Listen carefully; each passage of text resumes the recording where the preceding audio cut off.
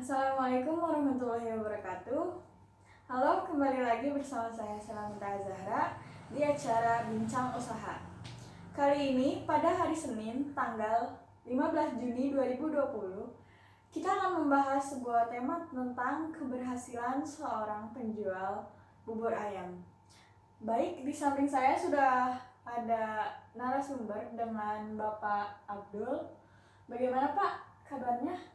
Alhamdulillah baik. Alhamdulillah baik ya. Langsung saja pertanyaan yang pertama, bagaimana sih Pak awal mula Bapak menjalani usaha bubur ayam ini?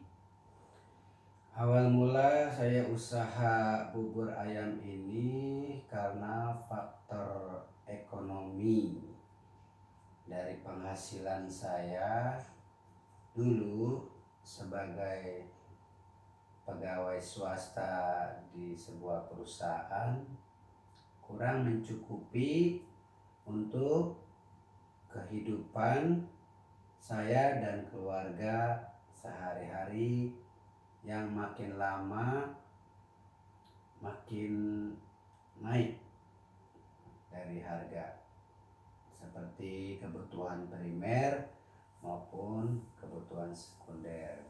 Dan asal mula usaha bubur ayam ini saya juga sudah lihat pengalaman dari teman rekan kerja saya yang di tempat kerja saya, maksud saya, tapi lain daerah itu sudah saya lihat lebih dari berhasil gitu. Makanya saya termotivasi dari kedua faktor tersebut, yaitu faktor ekonomi dan keberhasilan mantan rekan kerja saya yang satu perusahaan itu. Seperti itu. Bagaimana Bapak meyakini bahwa usaha ini akan berhasil sementara yang teman Bapak bilang tadi itu beda daerah? Ya, dari tahunnya itu ya dari komunikasi melalui WA seperti itu. Jadi dari teman saya itu dapat informasi seperti dari modalnya, dari keuntungannya, cara pembuatannya, bahan-bahannya, dan menurut saya bisa melakukan seperti teman saya itu Di daerah yang berbeda. yang di daerah berbeda. Pada tahun berapa Pak memulai usaha ini? Saya mulai usaha bubur ayam ini tahun 2017 mulai startnya. Baru sekitar 3 tahun ya Pak? Sekitar 3 tahun. Oke. Terus pertanyaan yang kedua, apakah kriteria pemilihan lokasi yang sekarang ini dijalankan usaha Bapak ini sesuai tidak? Kebetulan rumah tempat tinggal saya itu memang lokasinya di depan jalanan. Lebih tepatnya lagi buat lalu lintas angkot seperti itu yang setiap harinya kalau menurut saya rame itu 24 jam, itu angkot aja 24 jam. Dari situlah lokasinya memang sudah tepat, selain di depan jalan, tidak membebani saya juga. Kalau sewa-sewa gitu kan pasti kita bayar tuh tiap per bulan atau per tahun sama yang punya lokasinya.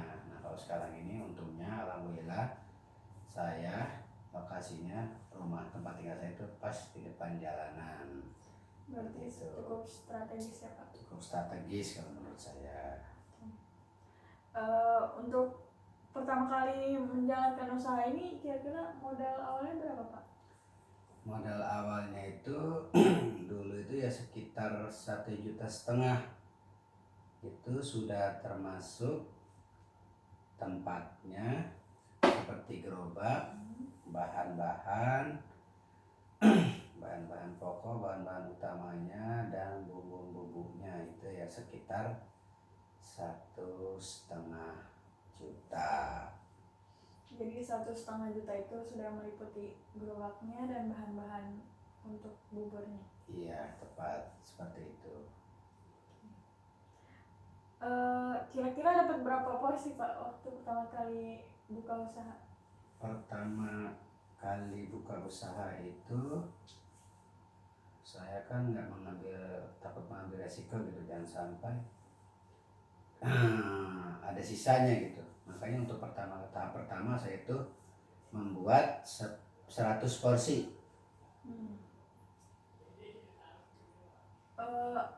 Untuk pertama kali kan Bapak baru membuka ya, Iya. otomatis belum banyak yang mengetahui kalau Bapak itu buka usaha di situ. Nah, bagaimana Bapak mengasih tahu kalau Bapak tuh buka usaha? Itu dengan spanduk, lewat spanduk gitu kan.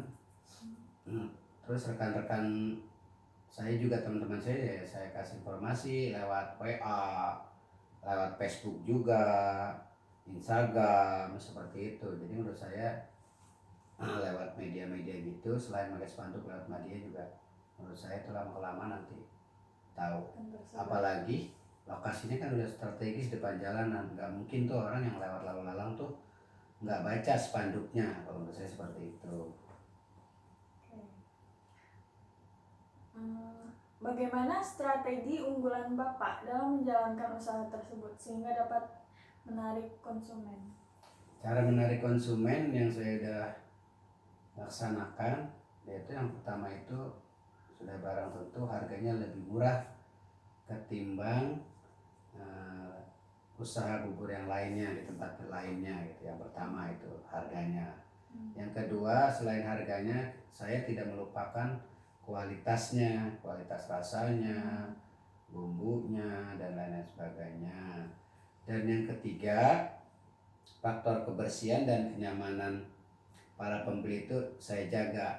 Yaitu ya saya jaga ya harus bersih dan nyaman. Gimana caranya agar membuat para pembeli itu nyaman gitu, dengan bersih dan pelayanan kita ramah, seperti itu.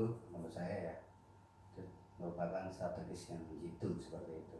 Jadi strateginya ada 3 ya Pak? Iya, ada 3. Pertama soal harga. Pertama harga, kedua kualitas rasa, yang ketiga kebersihan dan kenyamanan buat para pembeli.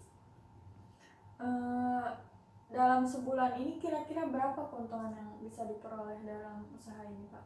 Dalam sebulan itu mengalami keuntungan sekitar 10 jutaan sampai 12 jutaan, seperti itu. Kalau per harinya kira-kira berapa? Kalau per harinya sekitar 400 sampai 500 ribuan keuntungan per harinya. Jadi kalau di total sebulan ya sekitar 10 juta sampai 12 jutaan. Itu baru terjadi sekarang-sekarang ini atau sejak pertama kali? Kalau pertama kali kira-kira keuntungannya? Kalau pertama kali itu masih sisa, nggak habis gitu. Karena mungkin orang kan baru tahu atau gimana, coba-coba atau gimana gitu. Kalau pertama kali sih masih menyisakan sebulan, 2 bulan sampai 3 bulan lah. Nah selanjutnya itu alhamdulillah, mungkin semakin lama kan jadi pada tahu gitu para pembeli yang lalu lalang, seperti itu. Berarti keuntungan usaha Bapak ini lebih besar dari gaji Bapak dulu? Udah pasti. Kalau dulu kan waktu masih pegawai swasta itu pendapatan saya itu sekitar 4 jutaan. Jadi sudah pasti 2 kali lipat. tidak cukup untuk memenuhi kebutuhan sehari-hari kami. Dan alhamdulillah dengan usaha yang ini bisa 2 kali lipat, bahkan 3 kali lipat keuntungannya. Kira-kira apa sih yang menjadi hambatan dalam usaha bubur ayam ini? Faktor hambatan yang selama ini saya alami kebanyakan itu ya faktor dari kita sendiri, faktor kesehatan itu yang paling utama.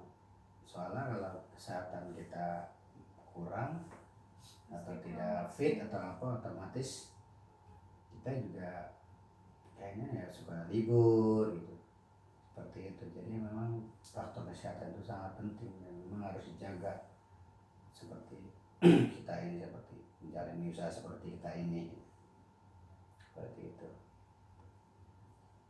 Hanya faktor diri sendiri saja. Apakah faktor cuaca juga mempengaruhi? Faktor cuaca sih tidak begitu mempengaruhi gitu. Sedikit lah menurut saya. Misalnya faktor hujan, malah kalau hujan itu malah orang nyari-nyari bubur ayam. Bubur ayam kan ibaratnya hidangan yang hangat lah. Jadi pas untuk cuaca, di segala cuaca udah kalau pas itu. Apalagi musim-musim kayak hujan seperti itu kan butuh ya makanan yang hangat-hangat gitu, yang makanan cepat saji dan hangat gitu. Nah bubur ayam itu udah tepat gitu. Hambatannya cuma yang saya alami itu ya faktor kesehatan aja. Nah, kalau untuk pedagang di sekeliling usaha Bapak ini apakah menjadi hambatan juga? Kalau faktor pedagang yang lain, karena pedagang yang lain itu jarak itu cukup jauh juga. Sementara ini ya cukup jauh juga dari lokasi tempat saya usaha itu. Sekitar 2 kiloan lah, 2 kilo sampai 3 kilo. Soalnya saya sebelum menentukan lokasi kan saya lihat juga siapa aja yang di daerah sekitar saya itu yang jual yang sama usahanya seperti saya gitu. Kebetulan ya lumayan cukup jauh gitu. Berarti bisa dibilang tidak ada saingan ya Pak? Ya cukup tidak ada saingan. Oke. Selanjutnya, apakah kualitas produk yang Bapak berikan ini sudah sesuai dengan harga pelayanan serta kepuasan konsumen? Menurut saya selama ini sudah cukup dengan kepuasan pelanggan. Buktinya apa? Yaitu dari yang produk yang kita jual, seberapapun produk yang kita jual, berapa banyaknya yang kita jual, selalu habis, tidak tersisa, seperti itu. Maka kalau menurut saya di situ sudah membuktikan bahwa pelanggan memang sudah benar-benar puas gitu, dengan produk kami gitu, dengan usaha kami, usaha bubur ayam ini gitu. Setiap hari Bapak menyediakan berapa porsi kira-kira? Kalau sekarang ya hampir sekitar 500 porsian. Soalnya dagangnya itu berapa kali itu. Pagi hari sudah siap, sekitar jam 6 itu udah siap. Lanjut lagi siang sekitar jam 1-an. Lanjut lagi ya sekitar maghrib atau isya lah. Jadi sehari itu 3 kali. Berarti 3 kali itu menjadi 1.500 porsi atau 500 ya, jadi dalam satu hari itu ya sekitar 1.500-an porsi. Berarti setiap sekali bikin 500 porsi. Iya, sekali waktu bikin. Seperti yang kita ketahui ya Pak, sekarang kan kita sedang berada di keadaan pandemi ini.